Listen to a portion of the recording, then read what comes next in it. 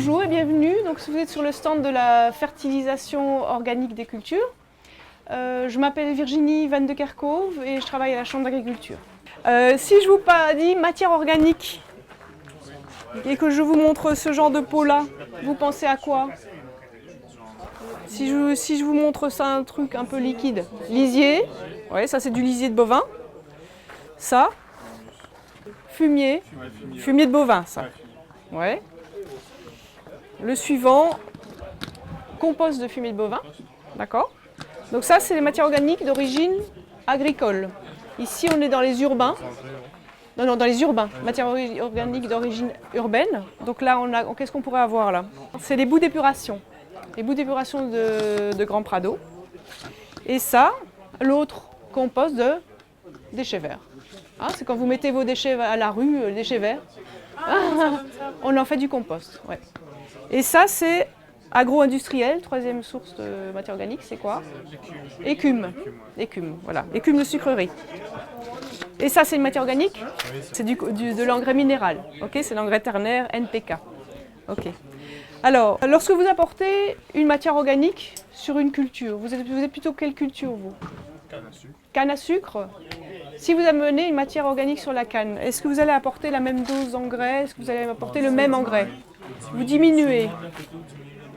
Voilà. Et est-ce que vous allez apporter le même engrais NPK? Mais non, ça sert à rien. Ça. Voilà, ok, ça on est d'accord. Bon, vous avez tout en fait.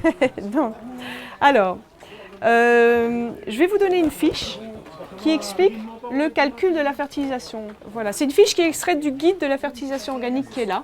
Et donc, je vais vous dire tout de suite, d'abord avant de regarder le calcul, là en bas, à gauche, vous avez une adresse de site internet, http mvad-réunion.org.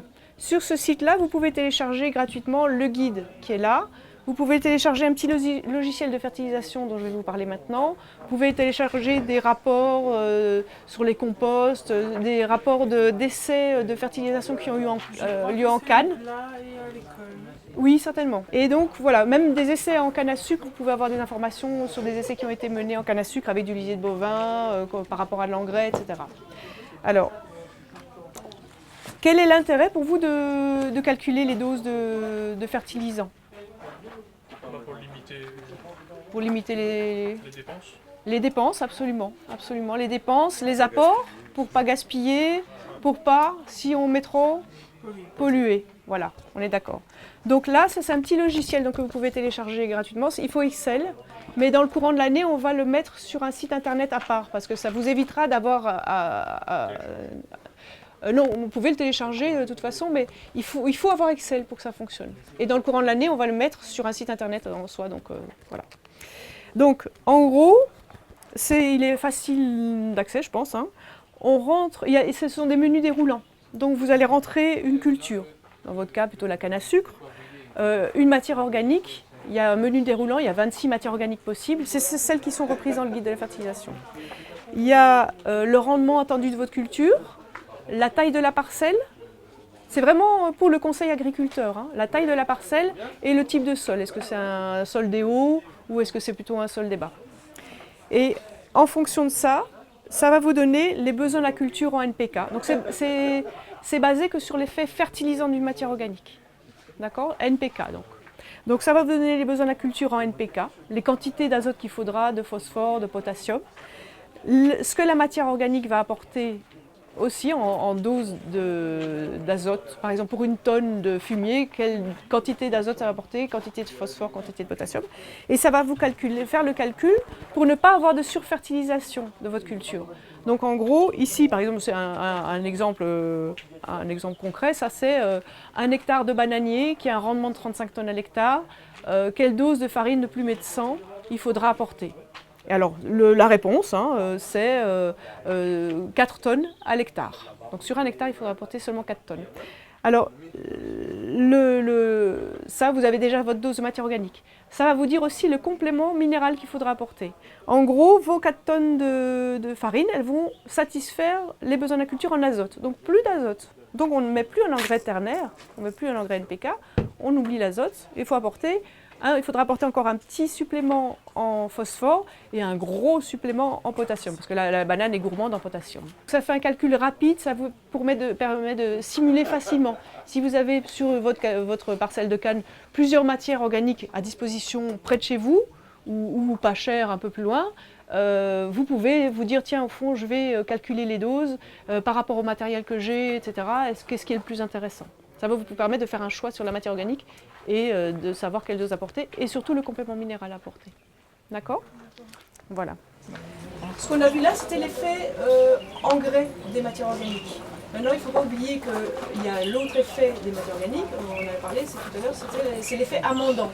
On a dit que c'était plutôt les composts qui auraient un effet amendant par rapport à un lisier qui aura plutôt un effet amendant. C'est quoi l'effet amendant? La structure du sol, voilà, la structure, la texture du sol, le fait qu'un sol riche en matière organique va mieux retenir l'eau, sinon elle va vite s'écouler. Qu'il y aura une meilleure aération, une meilleure pénétration des racines. Plus de bactéries. Plus de bactéries, plus de vie, absolument. Ouais, d'accord. Alors ici, vous pouvez voir, il y a un essai qui a été mené par le CIRAD, un essai en prairie, qui a duré 10 ans, et qui continue d'ailleurs. Mais là, on a les résultats sur 10 ans. On n'a pas le résultat dans le temps, mais on a une moyenne.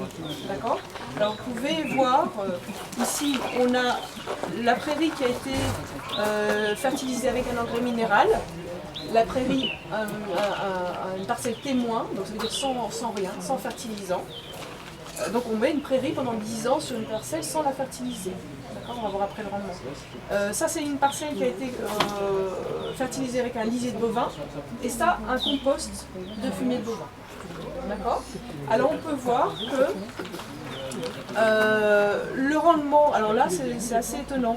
Le rendement de la parcelle ici, qui n'a pas été fertilisée, le rendement moyen, donc probablement que ça descend. Là, j'ai pas le détail de la donnée. Mais le rendement moyen sur 10 ans, c'est de 9 tonnes à l'hectare de matière sèche. C'est déjà pas mal. Hein. D'accord? Celle qui est fertilisée avec un engrais minéral, on monte à 16, c'est quand même bien. Avec le lisier, on monte à 20. Et avec le compost, on est à 12. D'accord? Alors ça, c'est déjà un indicateur, le rendement. Il y a aussi un autre indicateur, c'est le pH. Le pH du sol à l'origine, donc on va prendre le pH du sol qui n'est pas fertilisé, parce que lui, il ne va pas varier. Hein. C'est à peu près 5,6, donc c'est un pH plutôt, donc un sol plutôt acide. Si on ajoute de l'engrais minéral, ça descend à 5. Hyper significatif, mais enfin ça descend, ça va simplement pas monter. Or, vous savez, je pense que plus le pH est acide, plus le sol est acide, plus le pH est bas, moins les éléments fertilisants sont disponibles. Donc il vaut mieux augmenter le pH. On voit qu'avec le lisier, ça monte, lisier de bovin, à 6,2 et qu'avec le compost, on est à 5,9. D'accord ? Dernier élément, c'est la CEC, c'est la capacité d'échange cationique du sol. C'est la capacité du sol à retenir les cations. Donc, avec l'engrais minéral, on est à 9,5. Le non fertilisé, 11.